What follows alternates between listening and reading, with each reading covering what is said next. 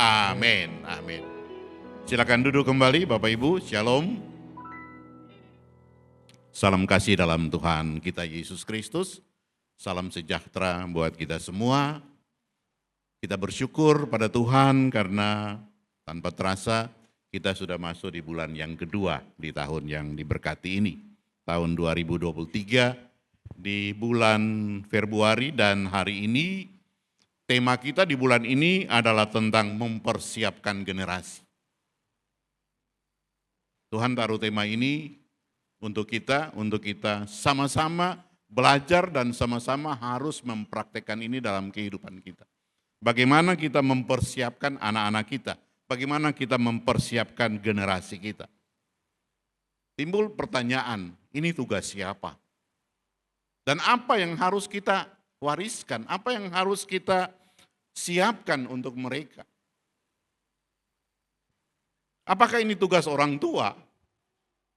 Apakah ini tugas guru? Apakah ini tugas gereja? Ya, di gereja ada KB Kids, ada pengajaran-pengajaran. Apakah ini tugas para pemimpin? Apakah ini tugas kakak, om, tante, oma, opa, dan lain sebagainya? Atau ini tugas kita semua yang Tuhan beri kesempatan untuk kita bisa mendidik, bisa mempersiapkan anak-anak kita.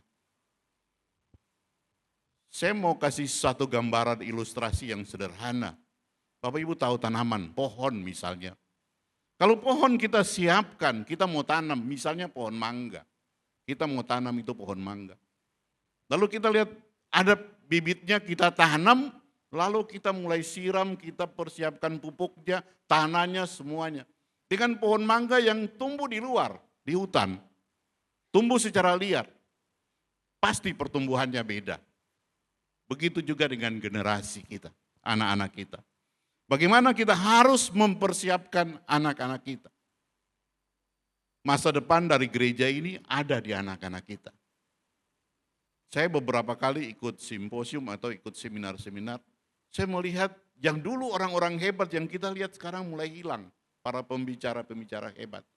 Malah mulai seangkatan saya mulai berkurang. Anak-anak muda mulai nampak, anak-anak baru.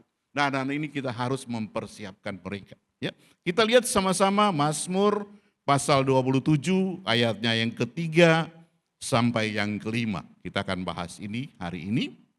Saya akan bacakan secara pelan-pelan untuk kita semua. Ayatnya yang ketiga, Mazmur 127 ayat yang ketiga. Sesungguhnya anak laki-laki adalah milik pusaka dari Tuhan, dan buah kandungan adalah suatu upah. Ya. 127, bukan 27. Sesungguhnya anak laki-laki adalah milik pusaka dari Tuhan, dan buah kandungan adalah suatu upah. Ya. Kalau saya lihat dalam terjemahan bahasa Indonesia sehari-hari dikatakan begini, anak adalah pemberian Allah, sungguh mereka itu adalah anugerah. Ini ayat yang pertama. Jadi ini menggambarkan bahwa betul-betul Tuhan sangat-sangat memperhatikan ini. Karena ini milik Tuhan, generasi ini. Ayat yang keempat, seperti anak panah di tangan pahlawan, demikianlah anak-anak di masa muda. Di dalam terjemahan bahasa Indonesia hari-hari dikatakan, anak laki-laki yang diperoleh di masa muda seperti anak di tangan satria. Dikatakan seperti itu. Lalu ayat yang kelima, berbahagialah orang yang telah membuat penuh tabung panahnya dengan semuanya itu. Dia tidak akan mendapat malu apabila berbicara dengan musuh di pintu gerbang. Kalau saudara mau hidup bahagia dan juga waktu pulang berbahagia, persiapkanlah anak-anak saudara. Kita lihat satu demi satu ya. Ayat yang ketiga, Mazmur 127 ayat yang ketiga. Anak itu pemberian Tuhan, itu anugerah yang terindah yang Tuhan berikan. Berarti dari sini kita lihat bahwa anak itu milik Tuhan. Kata kuncinya, anak itu milik Tuhan. Waktu kita belum punya anak, kita berusaha, kita cari bermacam-macam alternatif pengobatan, kita cari. Kita meyakinkan Tuhan, kita datang pada Tuhan. Bergumul, berdoa, berulang-ulang datang pada Tuhan. Tuhan, aku sudah siap Tuhan. Tuhan, aku yakin aku siap, aku bisa kalau Tuhan mau memberikan keturunan padaku, aku akan menjaga mereka sungguh-sungguh. Berlutut datang pada Tuhan. Dan pada waktu keinginan itu Tuhan penuhi. Pada waktu keinginan kita sudah Tuhan kabuli, Tuhan berikan kita anak. Karena itu milik Tuhan. Malah kita titipkan anak itu untuk orang lain. Kita titipkan anak itu pada suster. Kita titipkan anak itu pada oma. Kita titipkan anak itu pada pembantu. Ini zaman ini yang terjadi seperti itu. Ya. Ini tidak bisa dipungkiri karena ini nyata terjadi. Lalu anak-anak itu tumbuh menjadi besar dengan figur utama yang ada dalam benaknya adalah susternya yang hebat. Adalah pembantunya yang figur yang terbesar yang ada dalam benaknya dia. Papanya di mana? Papanya sibuk cari uang. Papanya sibuk bekerja. Papa tidak bisa diganggu. Tidak ada waktunya papa untuk bermain dengan anak-anak. Karena papa sibuk cari uang. Lalu mama di mana? Mama juga sibuk. Ada pertemuan di sana, ada pertemuan. Mama sibuk dengan mama punya Instagram zaman ini. Ilah zaman ini. Lalu mama titipkan anak-anak itu pada pembantu. Supaya lebih aman lagi, mulai kita kelabui mereka dengan berbagai macam mainan. Kasih mainan ini, kasih mainan itu. Malah kasih uang. Sus, tolong. Pokoknya dia harus begini dan begitu. Dengar baik-baik Bapak Ibu. Karena saya mengalami itu. Anak-anak tidak butuh itu dalam hidup mereka. Mereka tidak butuh uang. Mereka tidak butuh mainan yang macam-macam. Yang mereka butuh adalah kehadiran Papa. Yang mereka butuh adalah kehadiran Mama dalam hidup mereka. Itu yang mereka butuh. Saya bilang ini saya rasakan ini. Karena saya pernah mengalami hal seperti ini. Ya. Tragedi di zaman ini yang sering terjadi. Kita melupakan keluarga karena pekerjaan, karena hobi. Kita lupa anak-anak. Padahal waktu kita belum punya anak, kita merengek sama Tuhan. Kita minta sama Tuhan. Tuhan, saya sudah sanggup Tuhan, saya bisa Tuhan. Begitu Tuhan kasih, kita titipkan untuk orang lain. Padahal itu milik Tuhan. Saudara harus tahu ini betul bahwa ilmu kebapaan dan ilmu tentang keibuan itu tidak diajarkan di sekolah. Mereka tahu dari mana? Mereka melihat kita dalam keluarga masing-masing. Mereka lihat bagaimana keteladanan bapak. Mereka lihat bagaimana keteladanan mama dalam kehidupan. Itu yang mereka akan bawa waktu mereka membangun keluarga yang baru. Apa yang mereka bawa? Itu. Karena ilmu itu tidak diajarkan dalam sekolah. Bapak Ibu, di zaman perjanjian lama, kalau orang yang keluarganya banyak anaknya, keluarga yang besar, dikatakan bahwa keluarga itu diberkati. Bahwa itu berkat, keluarga diberkati. Dan keluarga yang tidak punya anak, identik dengan kutuk. Itu di zaman PL, perjanjian lama. Tapi di zaman Yesus, zaman perjanjian baru, orang keluarga besar yang punya anak yang banyak, itu tidak menjamin bahwa itu berkenan di hati Tuhan. Dan orang yang tidak punya anak bukan berarti kutuk. Kita lihat satu-satu. Orang yang punya anak yang banyak, tapi dibiarkan anak itu terlantar. Tidak membawa anak itu untuk takut akan Tuhan. Tidak mengajari anak itu untuk pengenalan akan Tuhan. Untuk mengetahui bahwa Yesus adalah satu-satunya juru selamat. Jadi batu sandungan. Ya. Jadi kemalangan untuk anak-anak ini ke depan. Dan orang yang tidak punya anak di dalam masa perjanjian baru ini bukan berarti itu kutuk. Dia bisa menjadi berkat untuk orang lain kalau dia menaruh hidupnya dan waktunya untuk pelayanan Tuhan. Banyak hamba-hamba Tuhan besar yang Tuhan memang kasih seperti itu. Tapi dia punya anak rohani begitu banyak.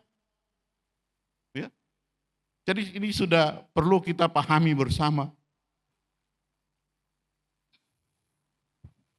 Tuhan pernah marah besar terhadap Israel soal ini, soal tidak mendidik anak-anaknya dengan baik. Tuhan marah sama bangsa Israel, ya. Dan marahnya bukan main-main, kita lihat sama-sama. Kita lihat di Yesaya pasal yang pertama. Yesaya pasal yang pertama ini kekesalan Tuhan atas Israel. Ayatnya yang kedua dikatakan begini. Dengarlah hai langit, dan perhatikanlah hai bumi. Sebab Tuhan berfirman, aku membesarkan anak-anak dan mengasuhnya, tetapi mereka berontak terhadapku. Ayat yang ketiga, lembu mengenal pemiliknya, tapi Israel tidak. Keledai mengenal palungan yang disediakan tuannya, tapi umatku tidak memahaminya.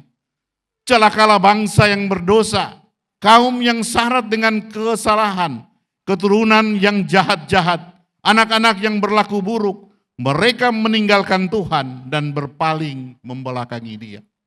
Ini satu kekesalan Tuhan terhadap Israel. Ya. Soal mendidik anak-anak ini. Kalau kita lihat di sini saudara, kalau kita gagal dalam mengajari anak-anak, menuntun anak-anak, atau generasi kita untuk takut akan Tuhan, pengenalan akan Tuhan, maka murka Tuhan akan datang pada kita. Nanti kita lihat apa yang Tuhan lakukan untuk Israel. Generasi ini sangat penting. Itulah gereja ini sangat memperhatikan ini. Kalau kita tidak mempersiapkan generasi, nanti kaget. Tiba-tiba ceplok kita jatuh kalau kita tidak mempersiapkan generasi.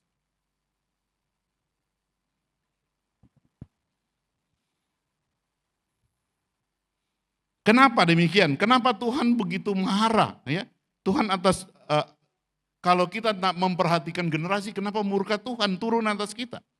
Ini kemarin di doa puasa kita sudah bahas ini. Sebab rancangan Tuhan itu tetap untuk selama-lamanya. Apa yang Tuhan sudah rancang itu turun-temurun. Rancangan hati Tuhan itu turun-temurun. Ya. Kemarin kita sudah bahas itu doa puasa di Mazmur 33 ayat yang 11. Dan Tuhan itu evaluasi, bukan tidak. Ya. Apa yang Dia bilang, apa yang Dia lakukan, Dia evaluasi. Di ayat yang ke-13 di Mazmur 33, Tuhan memandang dari surga, Ia melihat semua anak manusia. Dia lihat enggak anak ini yang kamu minta, dipersiapkan enggak, dididik enggak. Tuhan memperhatikan itu, satu, karena itu miliknya Tuhan. Jadi sekali lagi persiapan generasi ini sangat penting. Nah, apa yang harus kita investkan? Apa yang harus kita persiapkan untuk mereka, untuk anak-anak kita? Yang paling penting pertama adalah waktu. Ya. Waktu kita, kehadiran kita, keteladanan kita. Itu yang mereka butuh. Ya. Pengajaran-pengajaran yang benar tentang keselamatan, tentang pengenalan akan Tuhan, bahkan tentang kekekalan. Kemarin Pak Johan sampaikan satu kesaksian, anaknya tanya, Pak, kapan kita ada di Yerusalem baru? Dia sudah bicara tentang kekekalan. Anak kecil.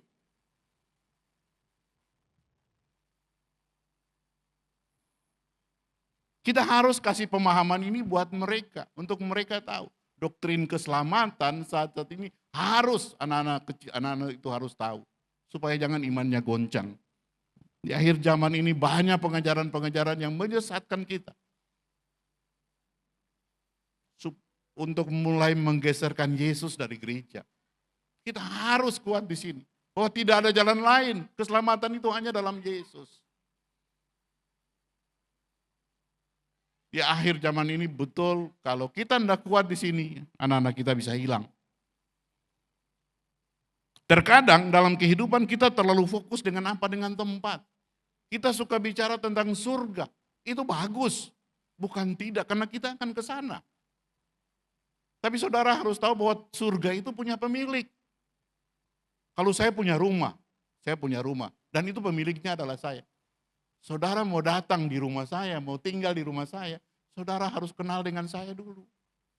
Kenal saya baik-baik dulu, baru saudara bisa masuk di rumah saya. Begitupun dengan surga. Saudara mau ke surga, kenal enggak pemiliknya? Pengenalan akan Tuhan itu sangat penting. Saya bilang kalau bicara tentang surga, oke. Tapi yang punya surga itu siapa? Kita harus kenal Tuhan Yesus betul-betul. Karena dia pemilik itu. Yohanes pasal 17 ayat yang ketiga, Yesus bilang begini. Hidup yang kekal, artinya apa? Bicara soal kekekalan, apa itu kekekalan? Yaitu bahwa mereka mengenal Engkau satu-satunya Allah yang benar. Pengenalan akan Tuhan. Ya. Dan mengenal Yesus Kristus yang Engkau utus. Jadi pengenalan akan Tuhan ini jauh lebih penting. Kalau saudara mau masuk ke kekekalan. Ini yang harus kita tanamkan untuk generasi kita, untuk anak-anak kita. Ini menjadi tujuan utama daripada hidup kita, untuk pengenalan akan Tuhan. Harus kita gali lebih dalam, harus tanamkan doktrin keselamatan ini untuk setiap generasi kita. Supaya jangan goncang di akhir zaman ini. Apa dampaknya kalau kita gagal atau kita tidak mempersiapkan anak-anak kita? Kalau kita tidak mempersiapkan generasi kita, maka kita akan berhadapan dengan Tuhan, murka Tuhan. Itu sangat jelas. Kalau kita lihat tadi di Yesaya pasal 1 ayat yang ke-7, apa yang akan terjadi? Yang saya bilang ini cukup ngeri. Negerimu akan menjadi sunyi sepi dan kota-kotamu habis terbakar. Orang asing akan memakan hasil tanahmu. Ayat yang ke-12, apabila kamu datang untuk menghadap di hadiratku, siapa yang menuntut itu daripadamu, bahwa kamu menginjak-injak pelataran bait suciku? Tuhan marah kalau kita tidak memperhatikan generasi. Kita lihat ayat yang ke-13, jangan lagi membawa persembahanmu yang tidak sungguh-sungguh, sebab baunya adalah kekejian bagiku. Jangan kita pikir bahwa kita bisa sogo Tuhan dengan persembahan. Tuhan bilang jangan bawa persembahan itu. Baunya saja sudah menjijikan Tuhan. Kalau kita tidak memperhatikan generasi. Ayat yang ke-15, apabila kamu menadahkan tanganmu untuk berdoa, aku akan memalingkan mukaku. Bahkan sekalipun kamu berkali-kali berdoa, aku tidak akan mendengarkannya. Sebab tanganmu penuh dengan darah. Bapak Ibu, ini mengerikan. Ya. Ini Tuhan bilang, kalau kita tidak mempersiapkan generasi dengan baik, kita akan berhadapan dengan dia, karena dia pemilik anak-anak kita. Kita lihat yang berikut, Mazmur 127 ayat yang keempat. Seperti anak panah di tangan pahlawan, demikianlah anak-anak di masa mudanya. Anak panah di tangan pahlawan yang siap untuk dilepaskan. Saudara, ini waktu yang sangat penting, suatu momentum yang sangat penting. Karena anak-anak ini akan pergi, akan dilepaskan. Anak panah ini adalah anak-anak kita yang muda. Busur pemanah itu adalah orang tua. Sedangkan yang menjadi pahlawan, yang melepaskan anak panah itu adalah Tuhan. Kalau kita mempersiapkan mereka dengan baik. Ya. Jadi busur itu kita, orang tua. Tapi yang membidik itu adalah Tuhan sendiri karena dia sudah merancangkan, dia sudah menginstal waktu kejadian anak-anak itu, dia sudah taruh masing-masing dengan tujuan hidupnya. Ada talenta-talenta yang dia sudah taruh dalam diri anak-anak itu. Paulus bilang begini, aku menanam, Apolos menyiram, tapi Tuhan yang memberi pertumbuhan. Tuhan yang menentukan semuanya. Tapi kalau kita tidak mempersiapkan anak-anak itu dengan baik, sehingga pemanah itu jatuh ke tangan orang lain, bukan Tuhan, maka pasti melenceng dari sasaran. Pasti meleset dari sasaran. Kalau kita tidak mempersiapkan anak-anak generasi kita dengan baik, dan pemanah itu, pahlawan itu jatuh di tempat lain, maka sasarannya akan keluar dari rancangan yang Tuhan sudah buat turun-temurun.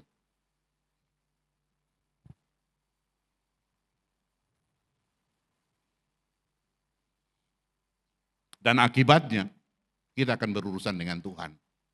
Bagaimana Tuhan berurusan dengan Israel yang tadi dikatakan kota-kotamu akan hangus terbakar. Kita akan berhadapan, Bapak Ibu, generasi sangat penting. Yang ketiga, Mazmur 127, Mazmur 127, ayatnya yang kelima. Berbahagialah orang yang telah membuat penuh tabung panahnya. Dengan semuanya itu, ia tidak mendapat malu apabila berbicara dengan musuh di depan pintu gerbang. Ini sekali lagi saya bilang, kalau saudara mau pulang dengan bahagia, kalau saudara mau kembali ke rumah Bapa dengan bahagia, persiapkanlah anak-anak saudara. Persiapkanlah generasi ke depan dengan baik. Sama seperti Musa. Bagaimana Musa mempersiapkan Yosua? Bagaimana Musa mendidik Yosua? Sehingga waktu Musa mati, Allah berfirman pada Yosua. Dikatakan dalam Yosua 1 ayat yang ke-7 dikatakan begini. Yosua, kuatkanlah dan teguhkanlah hatimu dengan sungguh-sungguh. Bertindaklah hati-hati sesuai dengan seluruh hukum yang telah diperintahkan oleh hambaku Musa.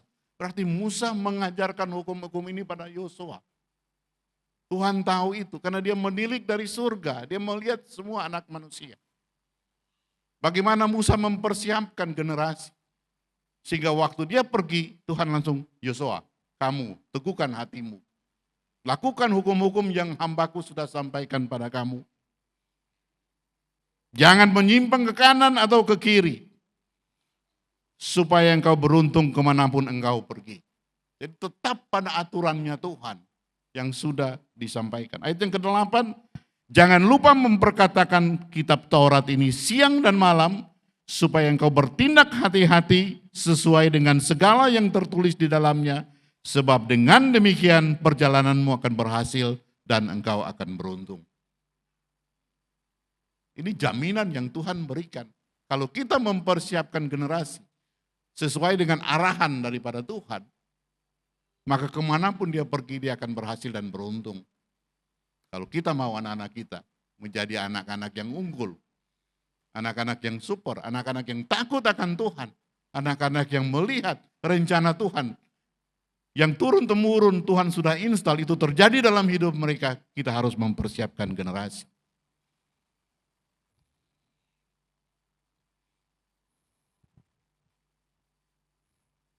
Jadi hari ini memang khusus untuk kita Kupang Baru.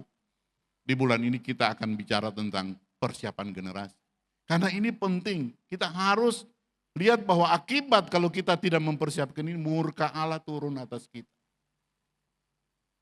Bayangkan kalau kita berdoa tapi dia memalingkan muka dari kita. Dia tidak mendengarkan doa kita, gara-gara apa? Cuma gara-gara kita tidak melihat generasi, tidak mengajarkan generasi kita. Kita tidak kasih waktu sama mereka. Nah saudara, jadi apa yang harus kita warisi untuk anak-anak kita? Konkretnya seperti apa yang harus kita buat untuk anak-anak kita? Keteladanan kehidupan.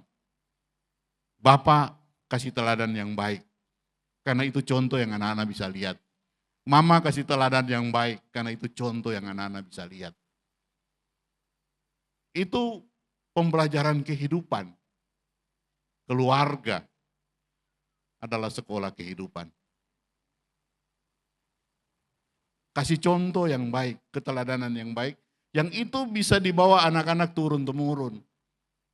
Waktu kita sudah tidak ada, mereka bangga, papa saya itu luar biasa. Papa saya itu begini. Kemarin waktu kita doa puasa, ada kesaksian-kesaksian yang muncul. Apa yang saya tanamkan untuk anak-anak saya? Kesetiaan. Supaya keluar anak saya, mama dulu soal setia, mau hujan guntur apa mama tetap hadir. Kesetiaan. Apa yang kita bisa tanamkan untuk mereka? Nilai-nilai apa yang kita bisa contohkan untuk anak-anak kita, untuk generasi ke depan. Sekarang di gereja memang lagi diberikan suatu tekanan atau suatu batasan. Ya, kita mulai mendisiplinkan semua waktu. Ada pertemuan harus tepat waktu. Ini mendidik generasi. Supaya generasi bisa Dulu kita punya opa dan oma itu luar biasa. Tidak pernah telat datang ke gereja. Biar hujan juga mereka ada di gereja. Kesetiaan mereka untuk Tuhan luar biasa. Itulah teladan yang mereka bawa. Keteladanan hidup. Kasih waktu untuk anak-anak. Bapak Ibu, saya banyak hal yang saya salah, melanggar itu. Waktu saya, ya sekarang masih muda, tapi lebih muda sedikit. Waduh, kerja sampai lupa anak-anak. Sekarang saya bertobat, saya peluk mereka, tapi mereka sudah terlanjur besar. Waktu kecil, masa itu tidak muncul lagi. Kita sekarang tinggal tunggu cucu aja, yang kita bisa peluk cucu. Anak-anak sebesar peluk mereka, mereka sudah tidak mau. Kasih waktu buat mereka, itu penting sekali. Sesibuk apapun Bapak Ibu, kita sibuk. Kita sibuk. Ada orang yang paling sibuk, tapi dia taruh waktu untuk anak-anaknya. Sebentar saya akan kasih video klip satu, tapi sebentar ya, nanti di akhir. Hadir bersama mereka, karena musim seperti itu tidak akan terulang dalam kehidupan mereka. Sesibuk apapun kita harus hadir bersama mereka. Mereka butuh kehadiran, bukan butuh uang kita. Jawablah apa yang mereka tanya. Kadang-kadang anak-anak tanya, sudah ngantuk. Aduh, tanyanya tidak masuk akal lagi. Berusahalah untuk komunikasi, membangun mereka. Mereka butuh itu. Jangan anggap mereka bodoh. Karena itu generasi yang akan datang. Ajar mereka untuk selalu mengandalkan Tuhan dalam segala hidup mereka. Bawa mereka pada Tuhan. Ajar mereka untuk selalu mengandalkan Tuhan. Saya bersyukur anak-anak saya. Sampai hari ini kalau mau ujian di Jakarta, telepon dari sana, Pak doa dulu Pak. Pak doa, Mimi mau ujian, Pak doa, Koko mau ujian. Sudah siap, tapi betul-betul pada andalkan Tuhan. Andalkan Tuhan, andalkan Tuhan. Itu yang kita bisa warisi untuk mereka, tanamkan itu untuk mereka. Kalau kita mau nanti pulang ke rumah Bapa dengan bahagia, perhatikan generasi. Karena itu sangat penting. Berdoa untuk mereka.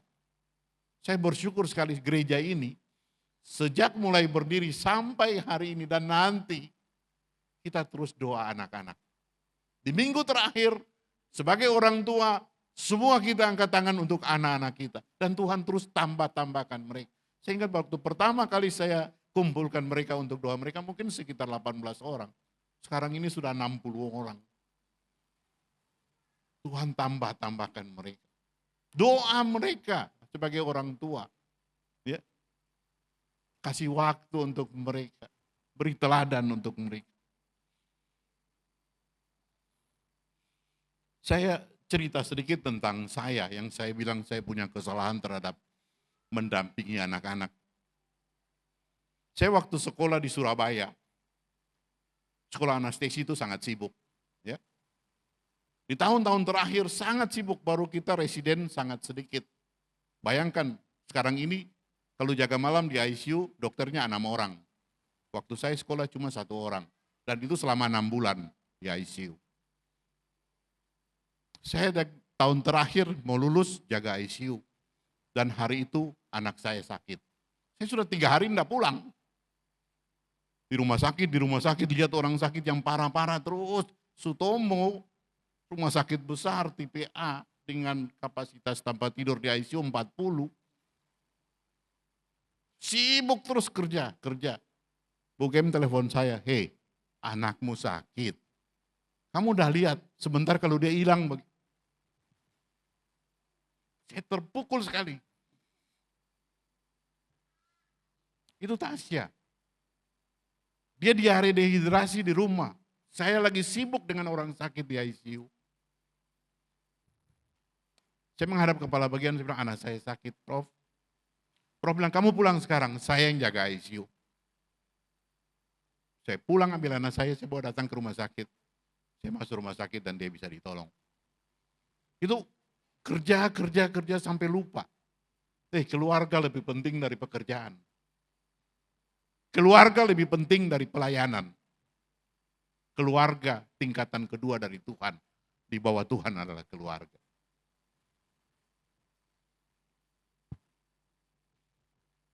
Saya bertobat, Tuhan, saya salah. Tapi ini masih dalam koridor pendidikan yang saya harus lakukan. Ya. Kedua, ini sudah lepas dari pendidikan. Saya sudah ada di Kupang. Tahun 2001 saya mulai kerja di Kupang. Saya di Rumah Sakit Yohanes sendiri. Satu NTT anestesinya sendiri. Lalu kita mulai bangun jaringan-jaringan untuk bisa kerja di swasta. Ada Rumah Sakit Bayangkara, ada Rumah Sakit Tentara. Waktu itu mungkin 3-4 rumah sakit. Kerja operasi sana, operasi sini, operasi sana. Pulang capek. Kalau anak-anak perempuan mereka pintar, mereka cepat lari peluk papa. Ya anak laki-laki bengong aja begitu. Jadi Rio tuh merasa bahwa saya enggak sayang dia. Karena saya enggak punya waktu. Apalagi waktu saya diangkat jadi direktur rumah sakit. Saya lebih enggak punya waktu lagi rapat sana, berangkat sana. Jadi saya abaikan, tinggal mereka merapat ke saya peluk. Kalau tidak, tidak. Nah satu ketika Rio ini sakit. Dia SD kelas 4 atau kelas 5. Dia masuk, saya kasih masuk di rumah sakit Mamami karena demam berdarah. Malam itu saya cuti, saya enggak mau terima apa-apa, nah, melayani apa-apa. Saya tidur dengan dia di rumah sakit. Lalu saya peluk dia. Apa dia bisik? Pak, Papa sayang saya kok. Hati saya hancur. Saya terlalu mengabaikan anak-anak. Saya pikir itu urusannya Bukem. Pada itu urusan kita Bapak. Itu tanggung jawabnya Bapak. Bukan tanggung jawabnya Mama. Kapan saya bisa bercerita dengan dia? Kapan saya bisa baca buku untuk dia dengar? Tidak ada. Karena sibuk kerja, sibuk kerja. Saya punya kesalahan ini jangan terulang untuk Bapak Ibu. Ya, ini penting sekali.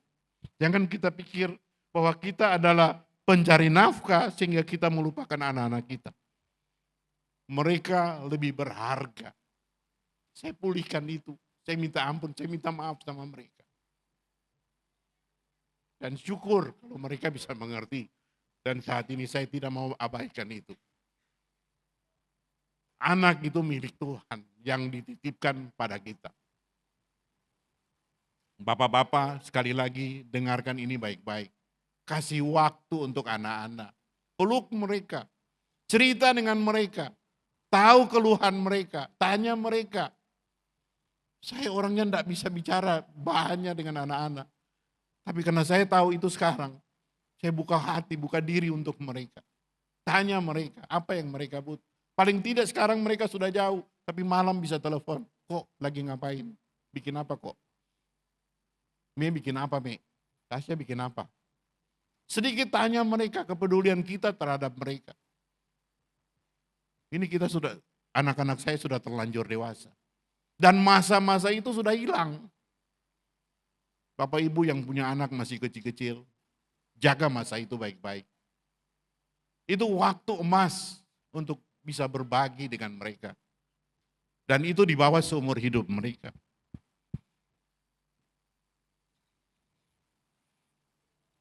Saya simpulkan ini dalam suatu kado yang anak-anak minta dari kita orang tua. Ya. Kado terindah yang diharapkan dari anak-anak dari kita orang tua. Bukan mereka harus terlahir dari orang yang pintar. Mereka tidak minta itu. Atau orang yang cerdas. Bukan mereka harus terlahir dari orang tua yang kaya. Tidak, mereka tidak butuh itu. Bukan mereka harus terlahir dari orang tua yang punya jabatan yang tinggi. Mereka tidak butuh itu. Jadi apa yang mereka butuh? Yang mereka harapkan agar setiap kita orang tua bisa membawa mereka untuk selalu merindukan Tuhan. Generasi ini sangat penting. Dan waktu itu tidak akan terulang, Bapak Ibu. Jangan sampai anak-anak kita hilang. Dan juga jangan sampai bapak-bapak yang hilang di rumahnya sendiri. Karena kesibukan-kesibukan yang sebenarnya jauh lebih penting adalah anak-anak.